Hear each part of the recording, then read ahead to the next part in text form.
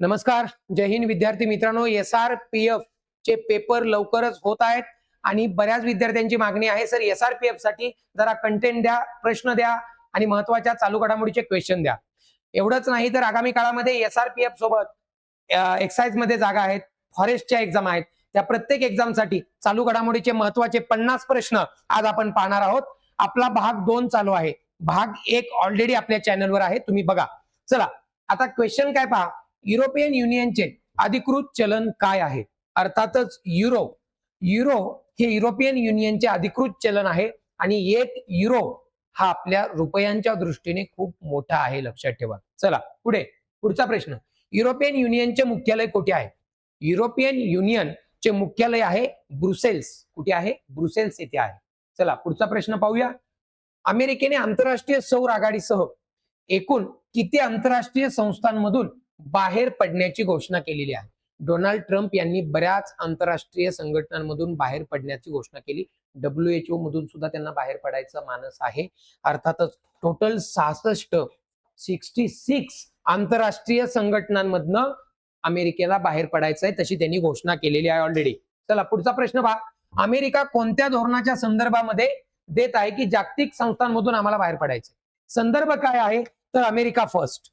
संदर्भ काय आहे? अमेरिका फर्स्ट हा त्यांचा संदर्भ आहे आणि म्हणून त्यांना त्या ठिकाणी बाहेर पडायचं आहे. चला पुढे. 2025 मध्ये अमेरिकेने खालीलपैकी कोणत्या संघटनेमधून बाहेर पडण्याचा निर्णय घेतलेला होता? हे पहा, WHO, युनेस्को आणि पॅरिस हवामान करार या 3 ह्याच्यामधून अमेरिका ऑलरेडी बाहेर पडलेली आहे. ओके. पुढचा प्रश्न पहा.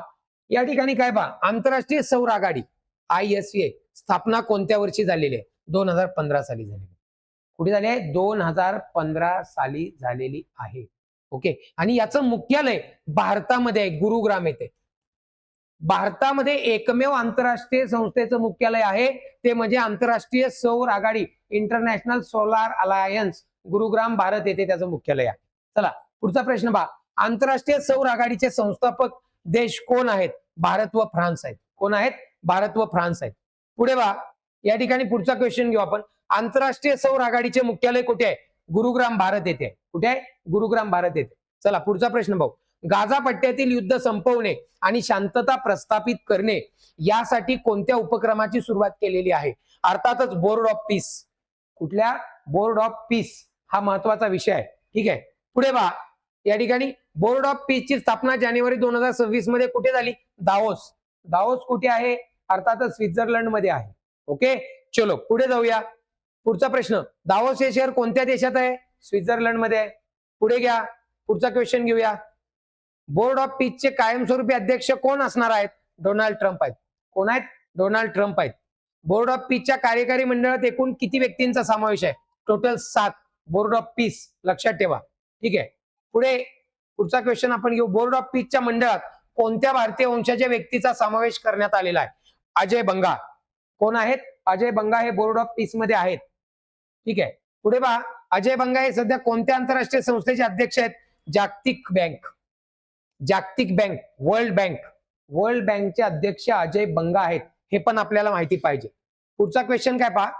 कोणत्या आंतरराष्ट्रीय संस्थेला पर्याय म्हणून बोर्ड ऑफ पीसची स्थापना करण्यात आलेली आहे? संयुक्त राष्ट्र, UN. संयुक्त राष्ट्र याला पर्याय म्हणून या ठिकाणी बोर्ड ऑफ पीसची स्थापना केली आहे. बघा, फ्रेडरिक मर्ज हे कोणत्या देशाचे चान्सलर आहेत ज्यांनी जानेवारी 2026 मध्ये भारताचा दौरा केला? जर्मनीचे चान्सलर आहेत. जर्मनीचे चान्सलर आहेत, ते भारतात आले, भारताचा दौरा केला आणि त्यांचं नाव आहे फ्रेडरिक मर्ज. नाव आहे फ्रेडरिक मर्ज. पुढे पहा. भारत आणि जर्मनी यांच्यातील राजनैतिक संबंध जे आहेत अलीकडे किती वर्ष पूर्ण झाली? 75 वर्ष पूर्ण झाली. भारत आणि जर्मनीच्या राजनैतिक संबंधाला 75 वर्ष पूर्ण झाली. भारत जर्मनी धोरणात्मक भागीदारीला किती वर्ष पूर्ण झाली? ओके. पार्टनरशिप 25 वर्ष पूर्ण झालेली आहे. पुढचा प्रश्न आहे. जर्मनीनं भारतीय नागरिकांसाठी कोणती नवीन सुविधा घोषित केली? जर्मनीमध्ये असणाऱ्या भारतीय नागरिकांसाठी विजा मुक्त ट्रान्झिट हे भारतीय नागरिकांसाठी जर्मनीनं घोषित केलंय. आपल्यासाठी अभिमानाची गोष्ट आहे, लक्षात ठेवा. पुढे वा. भारत आणि जर्मनीमध्ये कोणत्या प्रकल्पाअंतर्गत 6 प्रगत पाणबुड्यांच्या निर्मितीबाबत चर्चा झालेली आहे? 6 प्रगत पाणबुड्या. ओके, प्रोजेक्ट 75 कारण भारत जर्मनीच्या संबंधांना 75 वर्ष पूर्ण झाल्यामुळे हा प्रोजेक्ट आहे. संयुक्त राष्ट्र सरचिटणीसांचे रस्ते सुरक्षेसाठीचे जे विशेष दूत आहेत ज्यांनी भारतामध्ये नवीन मोहीम सुरू केलेली आहे ते कोण आहेत? Jean Tod. कोण आहेत? जीन टॉड हे आहेत, लक्षात घ्या. भावांनो, व्यवस्थित सगळ्या गोष्टी पहा. जर हे व्हिडिओ तुम्हाला आवडत असेल तर पटापट कमेंट करायला विसरू नका. तुमची प्रतिक्रिया कमेंटमध्ये सांगा, शेअर करा, जास्तीत जास्त लोकांपर्यंत पोहोचवा. स्पर्धा परीक्षांमध्ये महत्वाचा कंटेंट देण्यासाठी हा चॅनेल आपण ऑपरेट करत आहोत आणि गोरगरीब सामान्य कुटुंबातल्या, शेतकरी कुटुंबातल्या, कष्ट करणाऱ्या आईवडिलांच्या पोरांना पोरींना याचा फायदा झाला पाहिजे, हा याचा प्रामाणिक उद्देश आहे. लक्षात ठेवा. तुमची एक कमेंट सुद्धा आमचा या ठिकाणी उत्साह वाढवू शकते. कमेंट करायला विसरू नका. चला पुढे बघा. जागतिक रस्ते सुरक्षा मोहिमेचा मुख्य उद्देश कोणत्या वर्षापर्यंत अपघाती मृत्यू निम्म्यावर आणण्याचा आहे? 2030. बघा, आपल्याला माहित आहे रोड ऍक्सिडेंट अतिशय महत्वाचा विषय आहे. जगातल्या सगळ्यात सुरक्षित कारमध्ये फिरणारे सायरस मिस्त्री मर्सिडीज मध्ये फिरत असतानाही त्यांचा मृत्यू झाला. म्हणजे रोड ऍक्सिडेंट हा किती सेन्सिटिव्ह विषय, लक्षात ठेवा. शेवटी कधी जाणार आहे कोण हे कुणालाच माहिती नसतं, मग तो कुठे का असेना कार्यक्रम होऊ शकतो. चला पुढे पहा. इस्रायलच्या लष्कर प्रमुखांनी गाझासाठी डिसेंबर 2025 मध्ये कोणत्या नवीन सीमारेषा घोषित केली? येलो लाईन इस्रायलनं घोषित केली. गाझाच्या संदर्भातला विषय आहे. चला पुढे. रेड क्लिफ लाईन ही सीमारेषा कोणत्या दोन रेषांमध्ये आहे? Red Cliff. बघा, रेड क्लिफ कुठे आहे?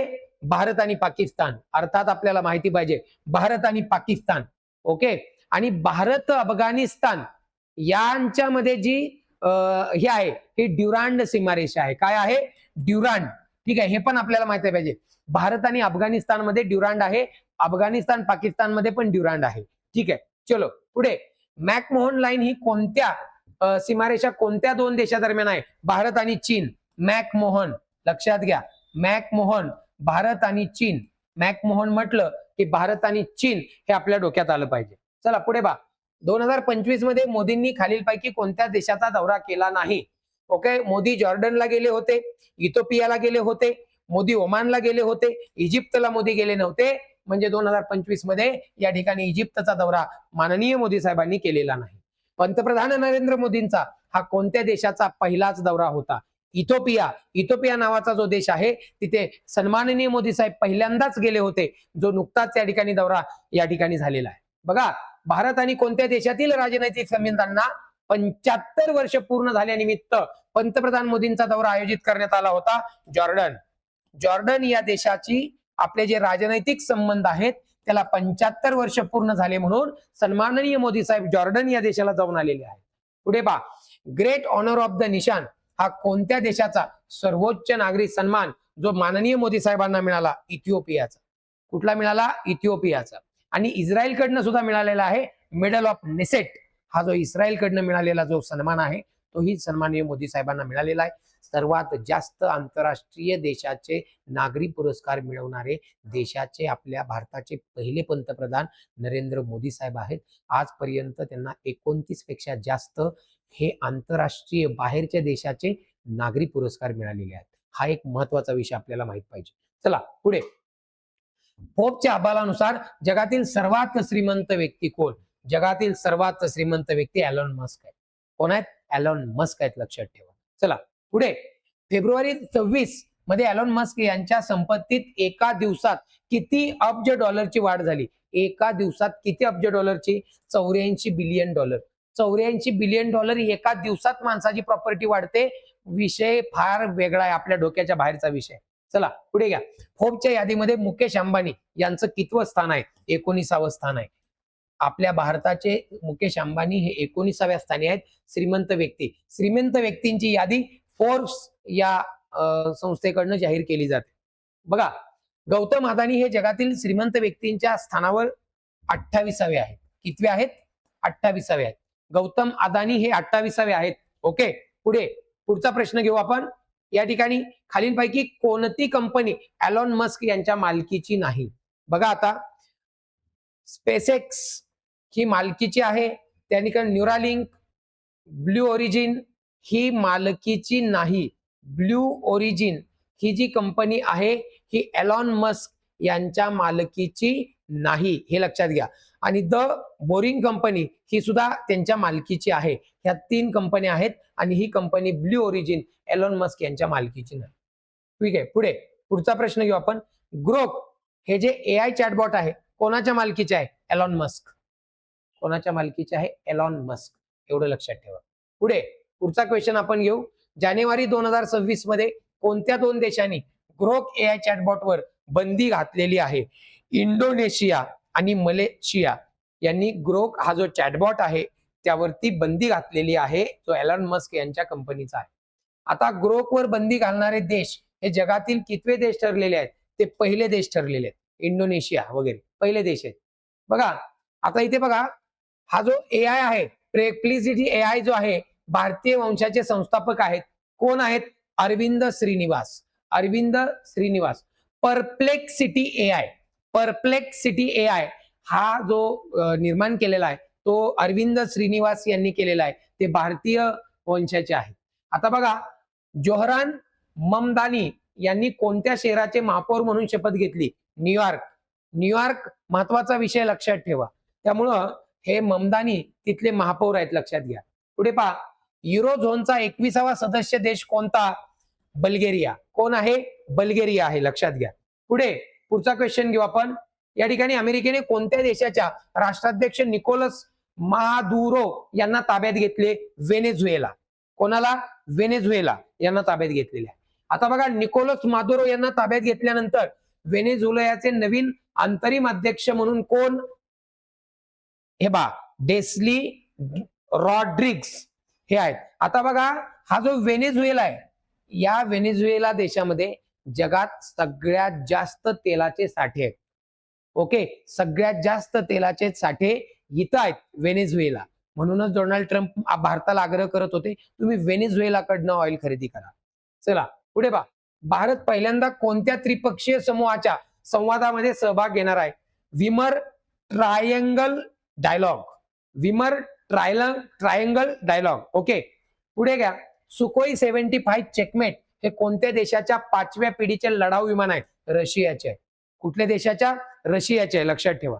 पुढे पहा, 15 वर्षाखालील मुलांना सोशल मीडियावर बंदी घालणारा फ्रान्स हा जगातील कितवा देश ठरला? दुसरा. कोण ठरला? फ्रान्स हा दुसरा देश ठरलेला आहे. पुढे, शया मोहसिन जिंदानी हे कोणत्या देशाचे नवीन पंतप्रधान बनलेले आहेत? येमन. कोणत्या देशाचे? येमन या देशाचे नवीन पंतप्रधान आहेत.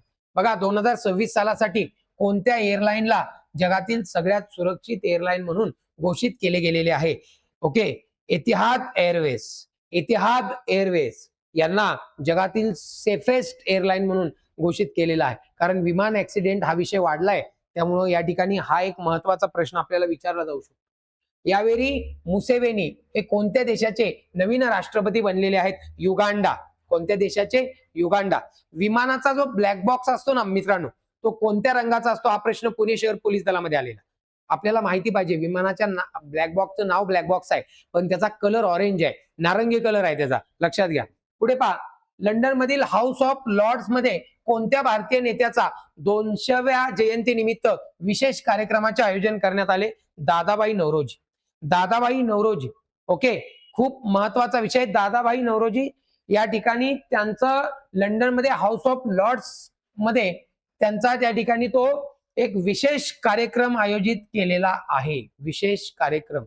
ठीक आहे, हा एक महत्वाचा. आधुनिक भारताच्या जडणघडणीमध्ये दादाभाई नौरोजी यांचं योगदान खूप महत्वाचं आहे, लक्षात ठेवा. पुढे या ठिकाणी हे महत्वाचे 100 प्रश्न आपण घेतलेले आहेत आणि हा दुसरा पार्ट तुम्ही पाहिलाय. पहिला पार्ट सुद्धा आपल्या या चॅनेलवर आहे, पाहायला विसरू नका. प्रत्येक प्रश्न तुमच्यासाठी महत्वाचा आहे आणि या चॅनेलवरती जर तुम्ही नवीन असाल तर सबस्क्राईब करायला विसरू नका आणि तुमच्या सगळ्या भावापर्यंत, बहिणीपर्यंत, मित्रांपर्यंत, स्पर्धा परीक्षांची तयारी करणाऱ्या प्रत्येक विद्यार्थ्यापर्यंत आपला चॅनेल पोहोचवायला मदत करा. कारण भविष्यामध्ये या चॅनेलवर क्वालिटीचा कंटेंट देण्याचा आपला प्रयत्न असणार आहे. जय हिंद.